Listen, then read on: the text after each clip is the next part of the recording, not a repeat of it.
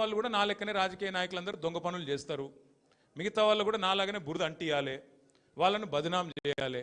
అందుకే ఏం చేస్తున్నాడు, విచారణ పేరిట ఆదేశాలు జారీ చేస్తూ ఉన్నాడు. ఒక 3 రోజుల కిందట హరీష్ రావు గారు ఒక ప్రెస్ మీట్ పెట్టినారు తెలంగాణ భవన్లో. ఏమని మాట్లాడినారు, సింగరేణి కాలరీస్ ఏదైతే ఉన్నదో అక్కడ 1000 కోట్ల బొగ్గు కుంభకోణం జరిగింది.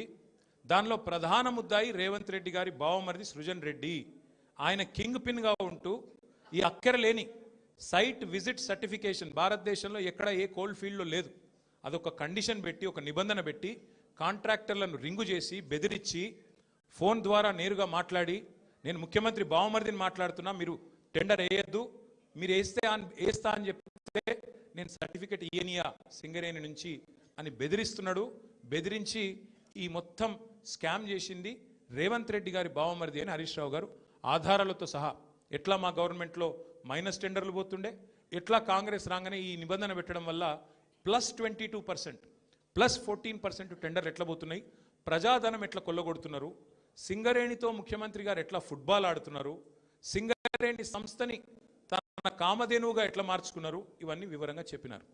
ఉదయం చెప్పంగానే సాయంత్రం వరకు మేము ఎదురు చూస్తూ ఉన్నాం, ఎవరన్నా ఒక మంత్రి, ఎవరన్నా ఒక బాధ్యుడు స్పందిస్తాడేమో. పోనీ కేంద్ర బొగ్గు శాఖ మంత్రి మన రాష్ట్రం నుంచే ఉన్నాడు కిషన్ రెడ్డి గారు, వారి ప్రభుత్వానికి కూడా సింగరేణిలో 49% వాటా ఉంది. కనీసం ఆయనన్నా, మరి కేంద్ర బొగ్గు మంత్రి కాబట్టి ఆయనన్నా స్పందిస్తాడేమో, ఈ దొంగలను పట్టుకుంటాడేమో.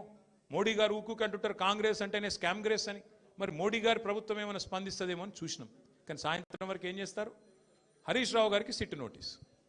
అది అయిపోయింది, అదో డ్రామా ఒక రోజంతా నడిపినరు. హరీష్ రావు గారు లోపల పోయినరు, ఉల్టా క్వశ్చన్లు వాళ్ళనే అడిగిండు, వాళ్ళకి ఏం చెప్పాలన్నా తెలియలేదు, నీళ్ళు నమిలినరు, అయిపోయింది. ఇప్పుడు మళ్ళా ఇక డైలీ సీరియల్, అదే సీరియల్ ఉంటుంది కార్తీక దీపం అని, మనసు మమత, ఆ టైప్లో మళ్ళీ ఈరోజు నాకు, రేపు ఎల్లుండి ఇంకొకరికి. ఇది ఒక టైంపాస్ ప్రోగ్రాం తప్ప ఇలా అయ్యేది ఏమీ లేదు, వచ్చేది ఏమీ లేదు. మా సోదరులు వాలంటరీ రిటైర్మెంట్ తీసుకున్న additional director general of police RS Praveen గారు మిగతా విషయాలు మీకు అన్నీ చెప్తారు, నేను ఎక్కువ చెప్పా.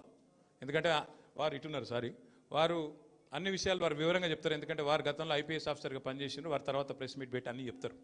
కానీ ఒకటి మాత్రం వాస్తవం, ఇవాళ రేవంత్ రెడ్డి గారు ఆయన దొంగ కాబట్టి, అడ్డంగా దొరికిన దొంగ కాబట్టి, ఇంకా దొంగ పనులు చేస్తూనే ఉన్నాడు కాబట్టి, అదేదో సినిమాలో బ్రహ్మానందం గారు దొంగ ఉంటాడు, ఉరికి దొరికిపోతుంటాడు, అట్లాగే ఈయన కూడా, ఈయన స్పెషాలిటీ ఏంటంటే ఉరికి దొరికిపోతాడు. ఉత్తాయన సింగరేణిలో దొరుకుతాడు, మూసీలో దొరుకుతాడు, హైడ్రాలో దొరుకుతాడు, ఎక్కడ పడితే అక్కడ దొరికిపోతాడు, హిల్ట్ కుంభకోణంలో దొరుకుతాడు, లగచర్లలో దొరికిపోతాడు. దొంగ ఫాస్ట్గా దొరికిపోవడం రేవంత్ రెడ్డి గారి స్పెషాలిటీ. ఇంకా విచిత్రం ఏంటంటే ఇవాళ ఒక దొంగ లేడు ఈ రాష్ట్రంలో, దండుపాలెం ముఠా ఉంది ఈరోజు. క్యాబినెట్ ఎవరిది వాళ్ళు అందిన కాడికి దోచుకోనే స్కీమ్లో భాగంగా ఈరోజు వాళ్ళు దోచుకుంటా ఉన్నారు. ఆ దోపిడీని మేము బయట పెడుతుంటే వాళ్ళకి ఎక్కడ లేని మంట వస్తున్నది మా మీద. మాకేం ఫరక్ పడది, మీకు తెలియదు కానీ మీడియా వాళ్ళు మీరు కూడా మాకు తెలియకుండానే సాయం చేస్తున్నారు.